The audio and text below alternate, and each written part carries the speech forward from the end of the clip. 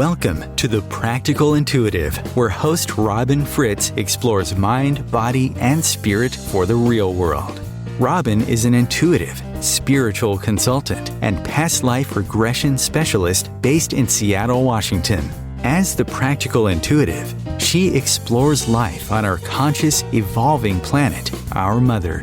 It's all here, from how the world really works to intuition, the human-animal bond, mediumship, clearing space with space cooperating, and spirituality.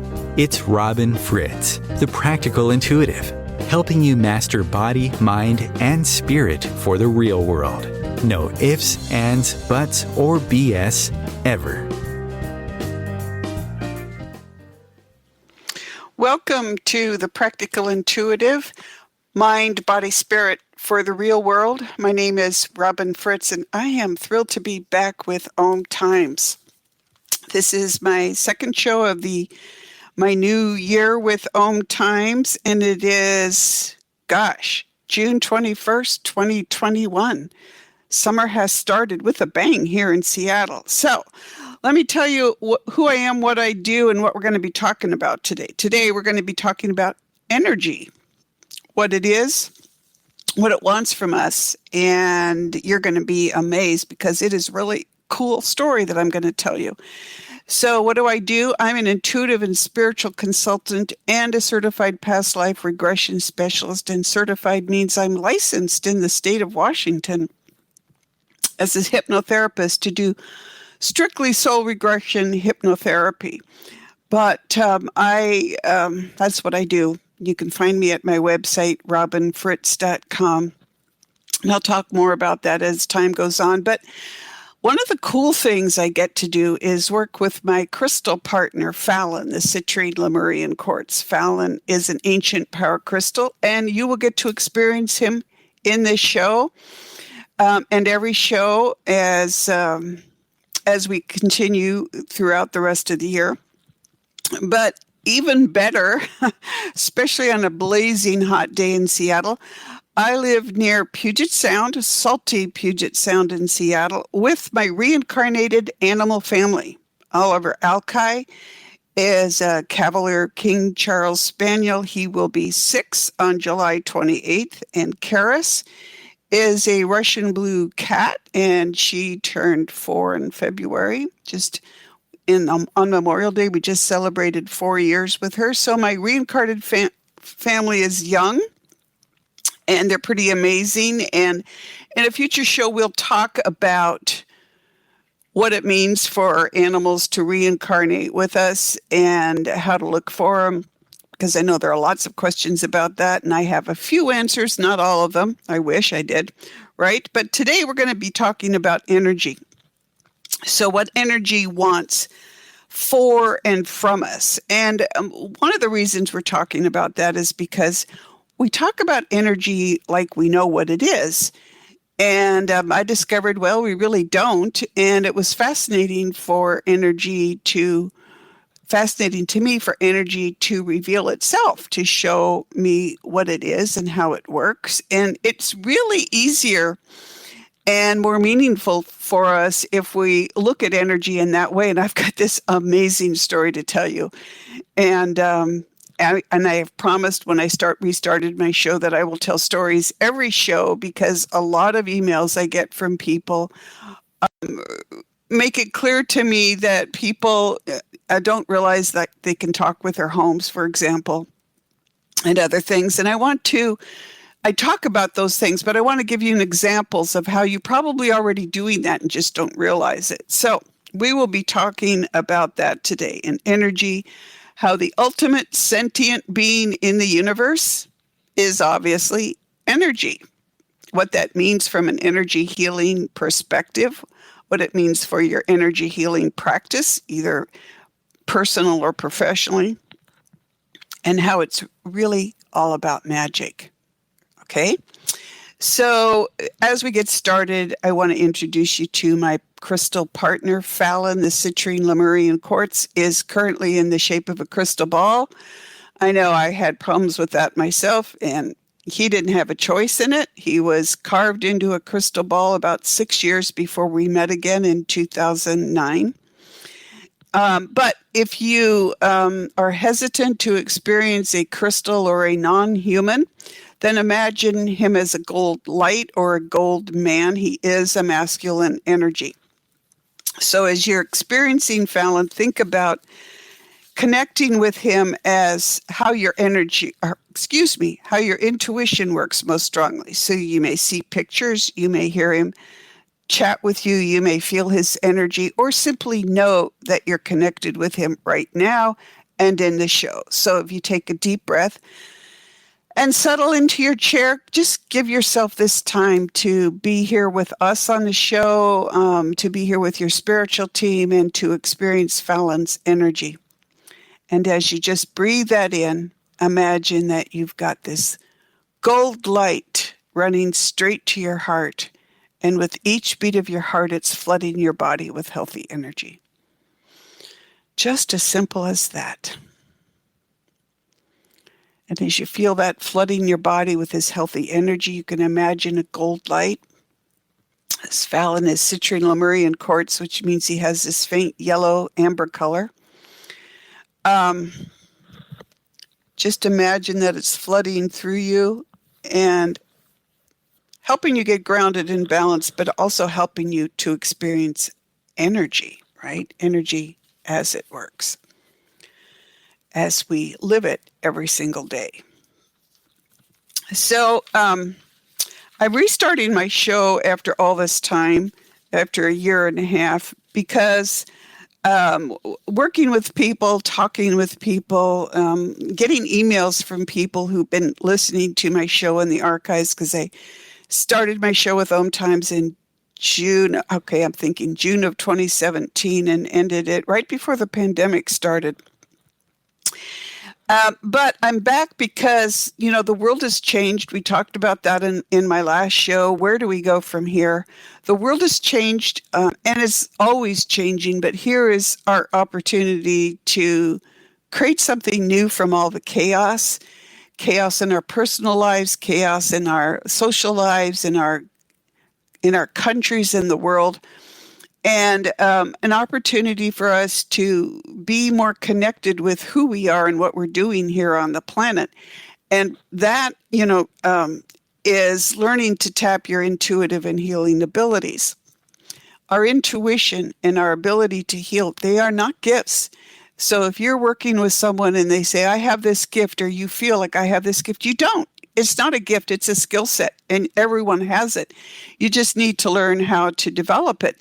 And some people are more interested in that than the others. As an example, last Friday, I had a headlight out on my car. So I drove up to see the mechanic who's in business for himself. I wouldn't have even known where to look for the headlight out on my car. He was able to fix it perfectly. That is not my skill set. That is his. And my skill set as a professional, intuitive, and spiritual consultant is one thing, but you can all tap your intuition. And it's a promise that we have. It's a promise that we have as our souls choose these human bodies. And it's also a promise. It's a promise that if you learn to tap these abilities, what you've done is taken the blinkers off. You've learned to experience life the way we have always been able to, but have cut ourselves off from that ability to tap our intuition, to tap our innate healing skills, which is what we're going to talk about today with energy. So it's a problem. We need to get practical with these skills and not consider it a gift or a spiritual thing, but a practical skill set that we're born with. And we need to do this in a rapidly changing world, obviously, as we all know. So that is what we're going to talk about. But most of all, we're going to talk about developing a loving relationship with our mother, who is our conscious, evolving planet. And so what does that mean? Well, let me tell you about what that means as we get into talking about energy and what that means. So there's a mindset that I call planetary connection. I created the name. I did not create the mindset. I was literally taught the mindset by the non-humans who live with us on our planet, whether they're wind systems or volcanoes, whether there are trees in our backyard or our plants on our deck or our cars or our homes or my desk or my computer who calls herself Your Majesty, our animal families. We are equals with all of them. We are not above them and they are not below us. And if we look at life as being equals with all life, then we live in the world as the world really exists and not as religion and culture define it. So what does that mean? Well, it means that we look at everything as being alive, everything as being conscious.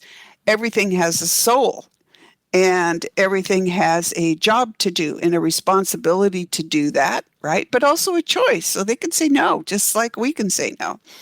And everything has opinions. And believe me, when you start talking with a hurricane or a volcano or your desk or your computer or your car or your home or your business, you will find out how many opinions there are out there in the world and how we haven't been listening to them. So talking about energy. I want to tell you this story about energy, and then I'll back into what that means. So I work with my dad who is in the afterlife. He died on June 30th, 1994. And my dad runs what I call a waste station for dead things on the other side. And that means that my dad is one of many people, humans, who's after they've died, have decided not to reincarnate, but to stay in the afterlife and do certain jobs that help us in the afterlife. And my dad chose to run a place where those who have newly transitioned to the afterlife rest up. I'll talk more about that. I have talked about it in previous shows, and I've talked a lot about it in my book, The Afterlife is a Party, which, because I'm a klutz sometimes, did not know it was already available on Amazon and has been for a year. Okay, so there's just some things I don't always catch up on. So one of the things my dad wanted me to help with was the stuck dead. These are the dead who have not moved to the afterlife for one reason or another, and I'll talk about that in another show. But it's a choice. You have to choose to move to the afterlife. Big surprise, right? There isn't heaven or hell as we think about it, and there isn't punishment or reward. It's just where your soul goes to recuperate and choose what it's going to do next. And yes, it's pretty cool, but it's not how we think about it in terms of religion. So when my dad asked me to help with the stuck dead and I looked at it, I realized, oh my gosh, there's so many of them going back centuries. And it's like, oh my God, I'm lazy and I want to help. And it's like that job would take lifetimes. So I had to figure out a way to move literally hundreds of thousands of the stuck dead to the afterlife at once, and not to move them, but to help them, right? Not to force them, but to say, hey, guess what? Here's something that you can do really fast. All right. So in doing that and working with a friend who does that, what happens is there's so much energy from the stuck dead that's there stuck that has created this block on the planet. So if you could look at it, it would be like this big vice around the planet, this big black vice. And I call it black just so that you can imagine a color, not evil or anything. It's just a vice. And so when we help the stuck dead move to the afterlife, there's this huge block of energy that's there, sitting there, right? Sitting there. Because the stuck dead have moved on and the energy that was there involved with them is left over. So one day I happened to look at the stuck energy, this block of stuck energy, and I'm looking at it and I'm like, oh, I hadn't really noticed it before. So it was looking at me and I was looking at it, and it realized it had my attention, and it said to me, I could be used for something. Okay. And I'm like, oh, okay. Really? I said, what does that mean to you? And the energy block didn't hesitate. It said, I could go where I needed to help. Where should I go? Okay. Okay, so talk about pushing my buttons. I don't think humans should boss anything around. When I work with different systems or different beings, it's a choice, right? It's a choice for us to work together, and we will talk about the consequences, but I don't force things to work. And we'll talk about that as we get into the show and other shows too. So I was like, where should I, and the energy's like, where should I go? Well, oh my gosh. Well, I don't like bossing the people around, but the energy asked me where it should go. And I was already startled to see this big block of energy. And I thought, okay, but your energy. So I said, like, come on, your energy. You've been doing what energy does like forever, right? Because energy's forever. So why do you ask me? So I was trying to evade the issue, right? Because I'm lazy and, I didn't want to boss it around and I literally had no clue, right? So, but it had asked me.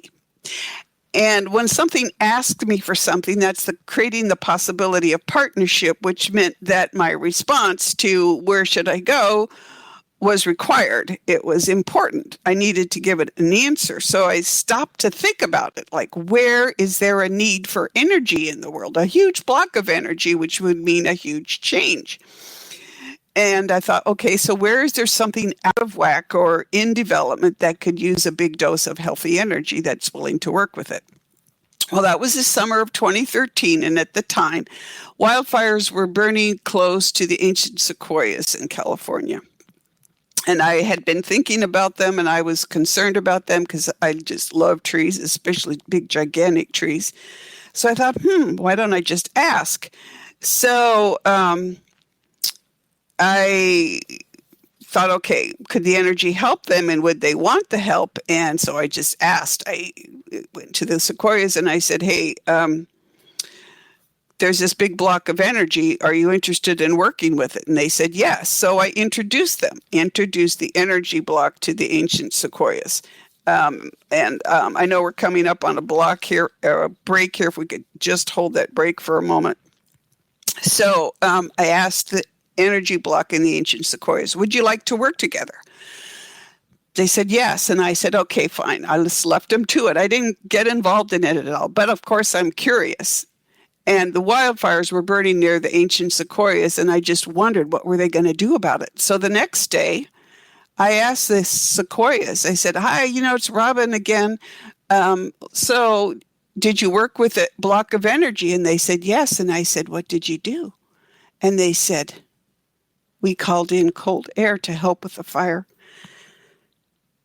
And oh my God, I checked it and it was true. Cold air had come in and helped dampen the fires. And people, that is magic. And that is magic that we didn't have anything to do with except to introduce one to the other, introduce energy to the ancient sequoias. And magic is cooperating, and magic is alchemical energy. And so as we go to the break, think about that. And when we come back from the break, we're going to talk about what that means and what that means for us. So hang on, we'll be back.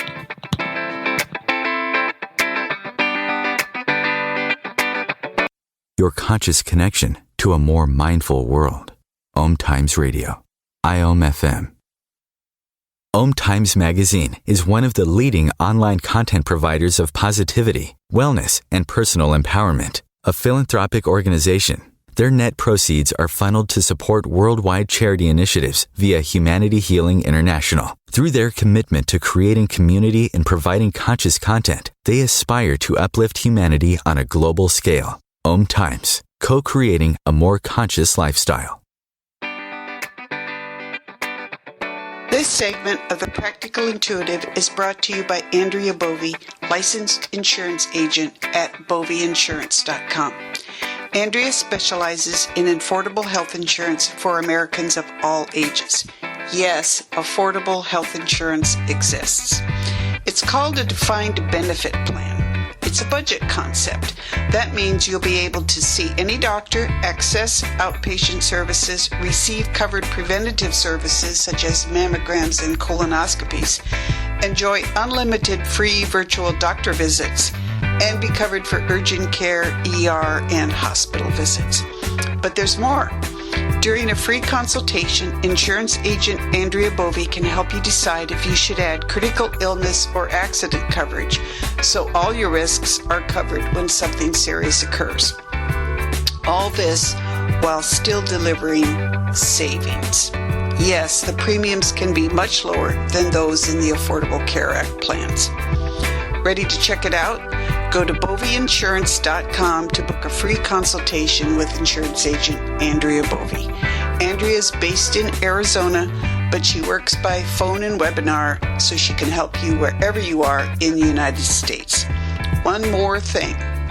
If you're nearing your 65th birthday or you are already on Medicare, Andrea can assist you with Medicare health and drug plans. Andrea works with her clients to find the best healthcare products at the best prices. Ready to learn more?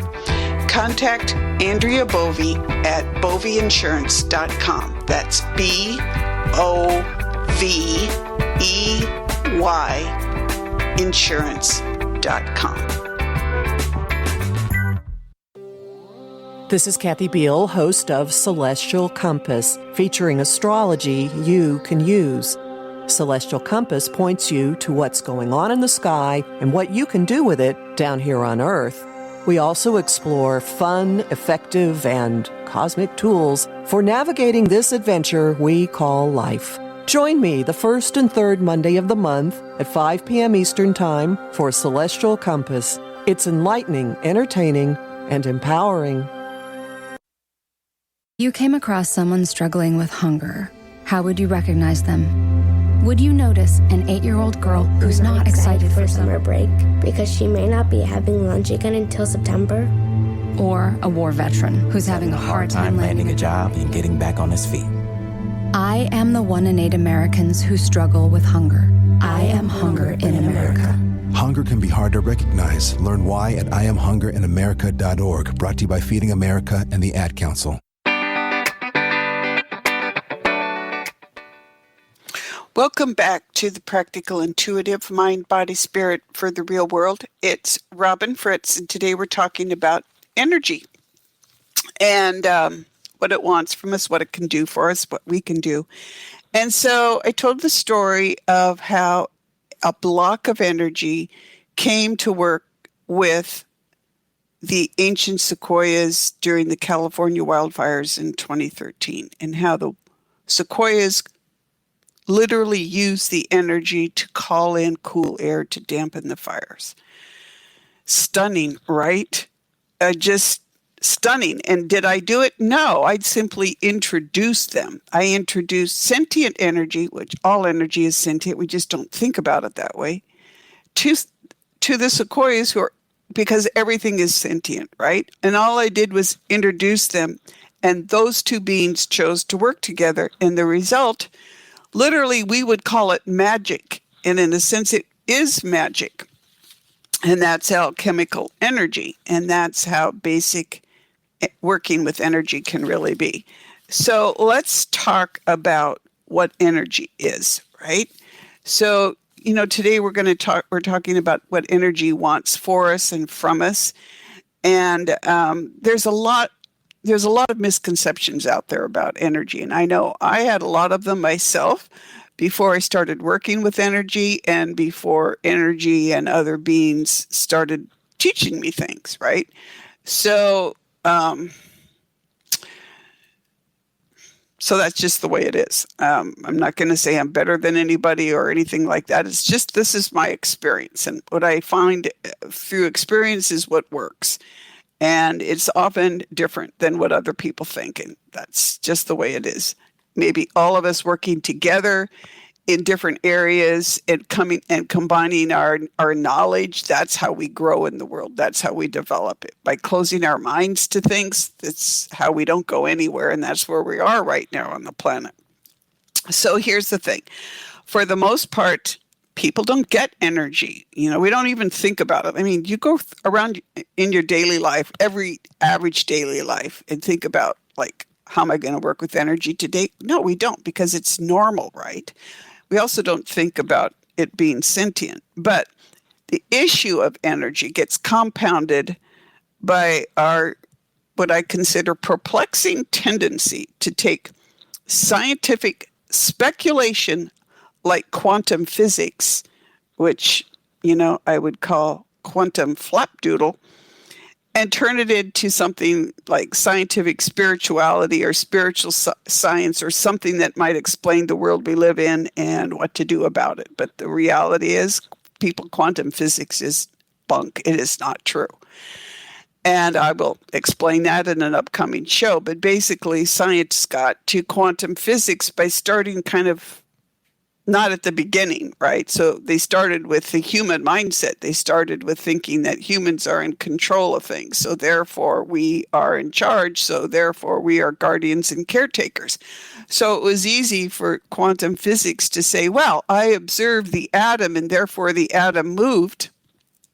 And assuming that human mindset creates reality.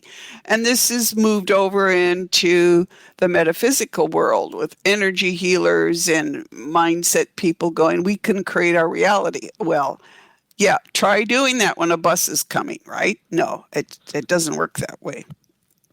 But what is true, and I remember reading a book by it, and I can't even remember the guy's name, but people made a big deal out of him because he was a scientist, and I guess he thought he knew what intuition was, and full of mathematical formulas. And I'm like, oh my God, really?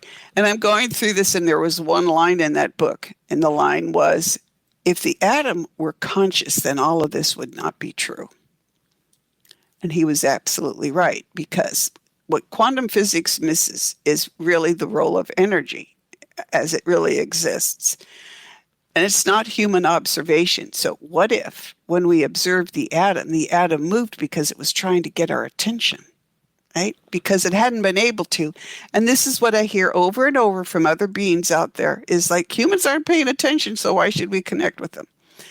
That's what I'm trying to do, is help you understand that the world is more fascinating than we know. And it all starts with energy. So we all know everything is made of energy, right? It is literally the stuff of life itself. I would call it like the DNA of the radio, the DNA of the universe. So whatever you are, you're composed of energy, right? And it just forms into different things. So there's the human body and animal bodies, and then really no bodies. If you think about, like, say, a hurricane, where you can see it on radar and experience it, but you can't see the physical thing. You can see clouds and so on. So when you think about everything being energy, think of it as vibration or frequency. So if you change the dials on a radio station, for example, or you get different stations, right, barring interference, right? So when we speak to other humans, we speak on a human frequency. And that's part of our issue with being unable to connect with all of life like we used to before white men in Europe in the 18th century told us to think differently. But we speak with humans, we speak on a human frequency, and we have to learn to speak with non-humans on their frequency, or in a frequency that we can both communicate on. And that takes a lot of things. It takes experience, it takes attitude. Why would you want to talk to your desk if you didn't think it was sentient and could talk back with you, right? So, when we think about communicating with things, we think about being on different. So actually, it's true, because energy works on if you think of energy as frequency or vibration, that's what it does, is work on different frequencies. So if you wanted to communicate with things besides your fellow humans, think about being on the frequency that they're on. So when I was first becoming re-aware of how I was connected to the planet when I was a child, and coming back into that, my animal family was on one frequency, and a hurricane was on another, and an earthquake was on another, and my desk was on another. And I do a lot of clearings, right? So a home or a business, they're on different frequencies. And if you're tuned into one frequency, you can't necessarily hear another. So to me, it was relearning, just being able to tap into frequencies as just a matter of course without having to think about it. And that's what you can do too. You work at it a little bit. But you can also think of it as vibration, or as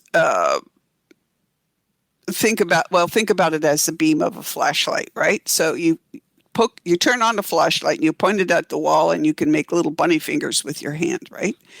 That's cool, right? And the beam of light is flowing freely until your hand gets in the way and makes those little bunny fingers. That's blocking the energy. So remove your hand and energy becomes unblocked and flows freely, right? That's frequency, that's vibration, that's stuck and not stuck, right? So even though your bunny ears are cute when you beam the flashlight at them, your bunny ears are cute, right? But they're also blocking the energy. So that's part of what we're talking about when we're talking about energy and energy getting blocked and what that means.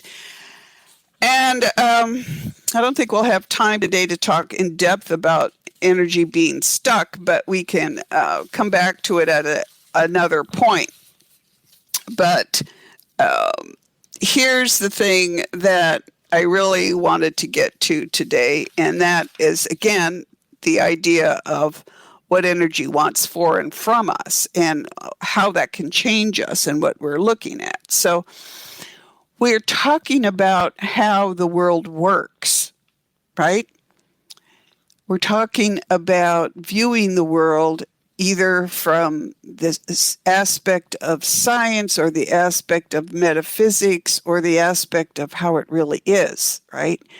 And those first two, what science is or how we think about it, those are the limitations that we put on the world around us where we think we're in charge. But if we look at it the way it really is, then everything changes and we become more able to connect with the world around us, because it isn't as hard. Really, it is not as hard to connect with the world. And again, connecting is all energy, right? Connecting with the world by treating everything as equals to us. And that's our role with the planet. Our planet is our mother. That's who we live on. That's our connection to her is being equals with all life. So we're looking at energy in that sense. So if you're looking at energy through the mindset of planetary connection, we're looking at energy as being equal. Think again of the energy block and the sequoias. Did they argue? No. Was one better than the other? No. The energy said I could be used for something, asked me what it could be used for. I was thinking of the sequoias. I introduced them, and as equals, they chose to work together. And the result was literally magic. So when you think about the world as being equals, what we're thinking about is love, really. The mindset of planetary connections and energy as being sentient, it all helps us thrive as equal citizens of the planet. It's really a very freeing thought form, but what we're talking about is love. So we're embracing love as the operating principle in life. So, if the energy in the sequoias hadn't literally been operating from love, from a place of connection and togetherness, right, then it wouldn't have worked, right? They wouldn't have been able to work together because you can't work by force, and that's part of what we're talking about. So we can talk about how the world works, but we're always learning to love and to grow in love, which means love is a principle that informs life. And that's where we're talking about energy. And so sentient energy, which I call alchemical energy. And the reason I call it that is because you think about alchemical as being transformational or magical in a way, but it's really alchemical is transformation and change. And you think of it as alchemical energy. It's just a name you can give it that separates it from the names that a lot of other people are using when they created different energy healing systems like Reiki and healing touch and all the other systems, which are all great, right? But maybe we want to rethink how we're working with those. So if energy is the ultimate sentient being, then what does that mean to us from like an energy healing practice to our daily lives, right? To our everyday daily lives. What does that mean to us? Well, think about how we use energy right now and how you could use alchemical energy, meaning sentient energy. So think about it as maybe energy changing, as energy has changed for our time. And so alchemical, we're coming up on a break here in a few minutes, so let me explain alchemical energy, and then we're going to talk about how that affects us. So alchemical energy works differently than, say, other energy healing systems, because it's not a system we created. It's there. It's a sentient being, right? The ultimate sentient being, because it's in everything, right? And so we're invited to work with it, to partner with it, to cooperate with it, right? And it then goes to where it needs to work to shift whatever is out of alignment, either in us, whether we're out of alignment with who we are or what we do or what we want to do, or other beings around us. So every being can use energy to get itself back into alignment. And what is alignment? It's moving toward love, right? Alignment is getting us basically on an even space where we can learn to incorporate love in our lives. And love is equality, right? So the first time I met this form of energy was in 2007, and I had taken a Reiki class to understand where energy came from, what it was, and I trusted the person I was learning from, so that was cool. So in a sense, I'm what do they call a level 3 Reiki practitioner or whatever. But I was trying to understand energy, and I was working with my dog, my Cavalier King Charles Spaniels, Murphy and Alki. And I was really literally offering energy to Murphy, my oldest Cavalier. She was lying on the bed, and she didn't like Reiki. My other Cavalier, Alki, who is now reincarnated as Oliver Alki, he didn't like Reiki either, and neither did the cat. So I was stuck. So we're at a break here. When we come back, I'm going to explain alchemical energy as I understand it, and then what we can do with it. So hang on.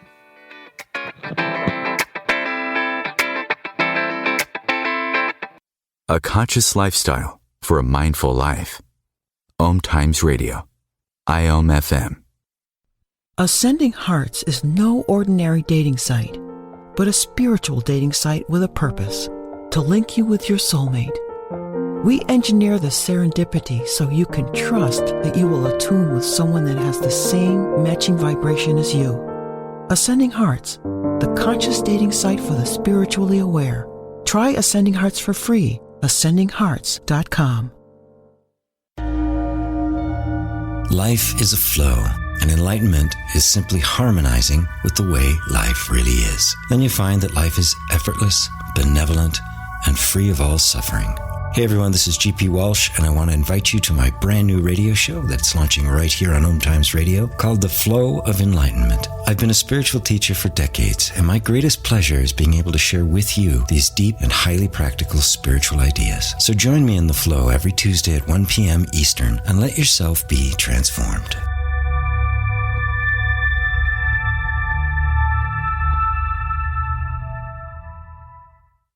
If I could be you, and you could be me for just 1 hour. If you could find a way to get inside each other's mind.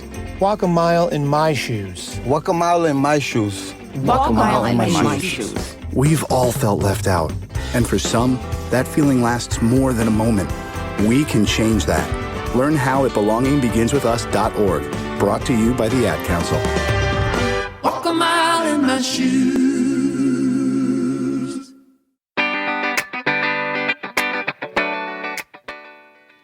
Welcome back to the Practical Intuitive Mind, Body, Spirit for the Real World. I'm Robyn Fritz. I'm based in Seattle, Washington, where it is a very hot June day. And today we're talking about what energy wants for and from us. So right before the break, I was telling the story about how I met, and I put met in quotes, right? Alchemical energy. And it was, I had learned Reiki. I was working with my animals, and they didn't like Reiki. They didn't like it. They would fidget. They would push away from it. And I'm like, okay, right. So energy is supposed to be good, right? And it is. Energy healing is good for you. So why did my animals like it, right? And I don't know, But Murphy was fidgeting. My Cavalier I was working with, she was fidgeting. So I finally just stopped and I said, ask the universe, is there a form of energy that would be appropriate for everyone in my family, for me, for the dogs, for the cat, for the home itself, and for all the beings who lived with us, right? Is there a form of energy that would be appropriate for us? And then I saw it. It was literally coming from what we would call deep space, and it was a spiral, and it was multicolored light, and it was spiraling toward us. It was literally coming from beyond the planet. And you could think of it as lighting up the darkness of space, right? But it looked like the spiral that we see when we think of DNA, right? It was this spiral of colored light, and it was flowing down into the planet, and I could see it going everywhere. I could see, and I realized this spiral that we think of as DNA is the spiral of energy. But it was somehow, I would say, fuller, which is like a really crappy description, right? But it was more complete, and it had multiple bands and colors running through it, and it was gentle, but it was weaving. It was just full of life and vibrant and complex, and I was just stunned. I was like, oh my gosh, this is amazing. And it didn't flow through me. Like a lot of energy practitioners think energy flows through them, and that's how they get stuck and messed up and burned out, and that's how it doesn't work. Instead, I was simply there, sitting with my hands over Murphy and staring at this colored light, and it literally wound around and into her. And as it settled into her, she just sighed in this really deep, contented sigh, and she stretched out and she relaxed. I mean, I literally had the physical proof that this energy was here, and Murphy not only accepted it, but it was helping her. I was stunned and amazed and very humbled. And at the time I was like, what do I call this and how do I call it? And it's alchemical energy. That's what it likes being called. And so it's been with my family ever since. And I was like, oh my gosh, what do we do with this? And so what my spiritual team and the energy said to me, well, work with it and with your family, and help let it heal, work with it, allow the healing to take place, which we all have to agree, right? We all have to say yes to whatever we want. And then when you're ready, you can take it out into the world. Well, like, okay, right? I mean, that sounds really arrogant and egotistical. But really, I have been teaching very simple energy technique to people. And the feedback has been like, wow, this is really profound. And I didn't make it up. I actually learned it from a goddess. And I know you're going like, wait, what? I know. So going back to alchemical energy is sentient, right? When it came, it came at a personal request, but it was very clear that it was making a choice, and it was communicating. Like anything would communicate with us if we just opened our minds and our hearts to communicate with things. Like I said before, if you don't think you can talk with something, it's not going to be interested in talking with you either, right? Because you're not even going to think that you can communicate, talk, intuitively connect, whatever. I talk with things. So it's an independent life force, but it can choose what to do and where and when to do it. So that comes back to how do we work with it? And that means not manipulating it, right? And that's what current energy healing systems do. That's what Reiki does. That's what quantum touch is, what healing touch. And we make it a lot more complicated. And I know we do that for a couple reasons. One, we're human and we like to put systems on things. We like to say this does that. Remember I said that quantum physics is bunk? Yeah, it is, because science put a human construct on energy instead of letting it explain to us what it does or what it is, or letting the atom communicate with us instead of thinking we shoved it around, right? So this alchemical energy being sentient, right, means that we don't use it as a tool, which is what energy systems do today, right? And people create them because humans, we need structure. We weren't used to working with energy, and it was a good way to make money, right? Because you can say, well, do this and do that and do that and pay me this amount of dollars and I'll teach you how to use it. But it's really not that complicated. Treat energy as a partner, right? And not as a tool, right? Which is easy if you're living in the mindset of planetary connection where all beings are equal, instead of what I call the human paradigm, which insists that we're greater and better than everybody else. But when you let go of the limiting belief system that we're in charge and look at energy as being sentient and as ready to partner with us, that's where the magic happens, right? So note that energy has always been sentient, right? We just haven't been open to that. Right? We haven't been open enough to understand that. And then because energy is really easy to work with, right? We think that we've controlled it somehow, but we actually do by manipulating it. And that's when I started my clearing practice, when I couldn't figure out why I was going into places where the practitioners were energy or space clearing experts. And I was feeling like I was suffocating, right? I was like, what is going on here?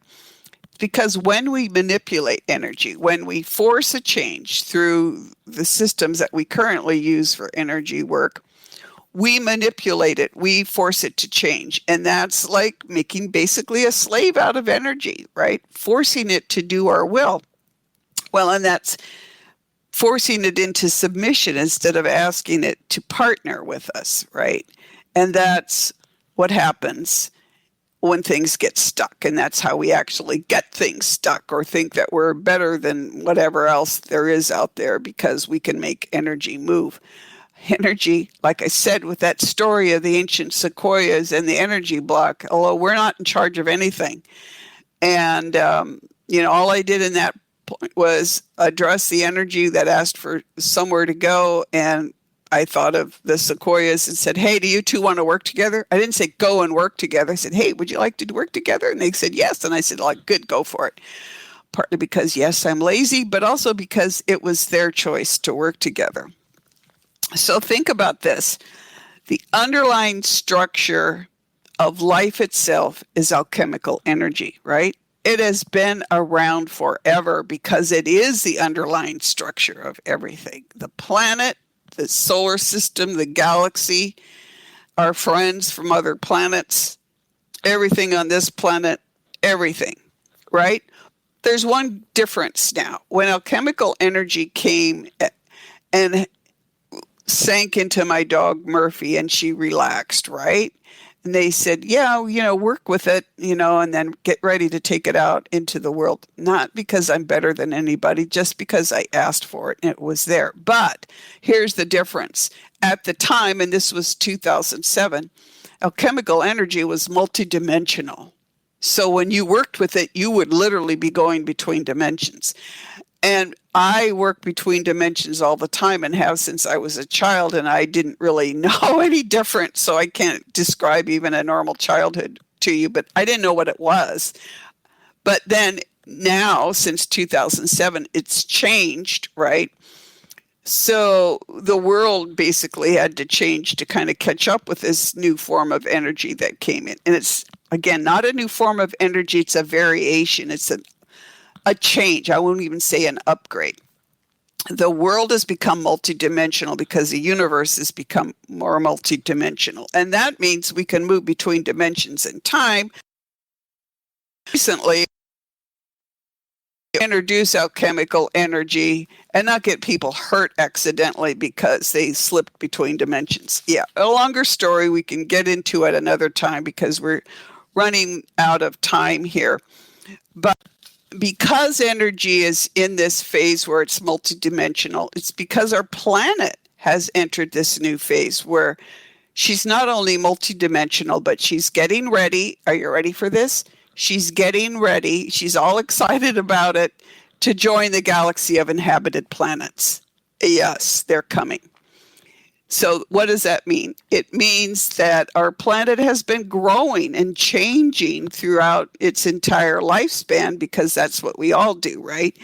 And now we have this multidimensional form of energy that I call alchemical energy, transformational or magical, so to speak. And it means that we can work with this energy to help spaces clear, which means that when I go in to clear a space, especially with age-old trauma or a haunting or whatever you want to call it, alchemical energy helps that space change. It helps whatever's stuck in there to move on to wherever it needs to go. But it means that working with alchemical energy in this multidimensional form that it is in now is easier to clear spaces. And it's easier for us to clear too. So that means we don't need some of the things that we've been using. So here's another way to understand it. Again, I'm going to go back over this with Reiki, which I love Reiki. I love the people who do Reiki. I love all of the energy systems out there. There are a couple of them I have qualms about because I see people going through these courses and they learn how to do this and they learn how to do that, and they're exhausted and they're upset and they're nervous. And that's not what energy is. That's a system that's created by somebody to make money and to earn points towards your annual credentials as a healthcare provider. It's not energy healing. But anyway, again, my preferences.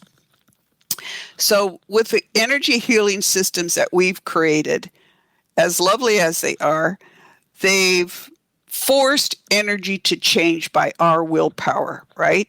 That's why you clear a space with Reiki or any of these systems. It's not cleared, it's cowed into submission. And that doesn't work. Alchemical energy, however, offers a new choice. It's empowering the practitioner, you, right, in your daily life or as your professional life as an energy healer, and the recipient, whether it's another human or an animal, or you're working with a space like I do, whether it's a business space or our home, you're empowering the parties involved to make a new choice about working with energy. In other words, it creates space for love. And that requires us as humans to step up to a level of awareness and evolution where we haven't been, and to move away from judgment. So that's what energy wants for us and from us. It wants us to move away from judgment, to move away from forcing energy to work, to moving toward love, to moving toward equality and cooperation and compassion, to move toward, again, love, which encompasses everything, right? It doesn't make us better or worse than anything. It makes us all equals together. And as equals together, we contribute to the welfare of our conscious planet, who is, as I said before, really excited to join the galaxy of inhabited planets. Galaxy or universe, shall I say, because not all the planets out there are uninhabited, but those that are coming to visit. So what this alchemical energy is basically very strong emotional body stuff, right? So it allows us as an emotion and as our physical beings to explore the power of connection. So we're not fixed by energy or manipulated as it happens in other energy healing modalities. Instead, we are with energy. So we don't do it or force it. Instead, we create space for choice in us and with the other beings around us. And choice becomes the new and best way of working with energy. So what energy wants for us and from us, it wants all beings to be more expansive, to be empowered and to connected to heart energy, right? To love, to filter out what isn't needed any longer and what doesn't serve us any longer, and to bring life back to what matters, which is the heart center. So this is really a very simple thing. So plain and simple, alchemical energy helps recalibrate, right? So we're not forcing energy, we're moving with it. In other words, we're cooperating. And that's why I call the methodology I work with in clearing space cooperating, not space clearing. So really, alchemical energy proves that we should never underestimate the power of love and a sense of humor, really, because other beings are very, very funny. They They just are so excited to connect with us and so excited for us to finally wake up and connect, because we as humans are the only ones that haven't connected around us. But never underestimate the power of love to change the world. And when you allow love in, that's where the magic happens. So that day when the block of energy asked me what it should do, and I'm like, oh my God, you're a block of energy and you're asking me what to do. And it's like I wasn't even aware like you were there until now. So like, what? And really, I followed my heart because I love trees, and sequoias had been in the news, and I thought, well, okay, is this even possible? That's what I was thinking. It was like, okay, hey, ancient sequoias meet energy block, right? And what happened? It was love, right? So what energy wants us to do is really look at that story and look at how that relates in your life. Magic is real. It's just literally something science hasn't figured out yet, and we can teach it. Because if science can come up with crap like quantum physics, it can come up with the truth eventually too, right? That love is everything. That energy is sentient, alive, and can work with us. It can work with you, cooperate with it. So when I love energy healing systems, but there's one thing that you can do, and that's, we'll close the show out with that today. And that's literally, this is extremely powerful. Again, it was taught to me by a goddess. I don't make up anything. Other beings teach me. You cross your hands on your heart and you breathe into the palms of your hands. And that reminds you that energy is everywhere. It's in you. It's in the world around you. And as you breathe in that energy, you're breathing in healthy energy. And then you can hold your palms face out and just invite that energy to go where it will, right? And when you feel that's done, then cross your hands over your heart and breathe in that energy. You're just breathing in what's already there, but you're also inviting it to heal, to recalibrate. You're inviting love into your heart. And that's all you need to do for your energy healing practice. So do it for yourself, do it with your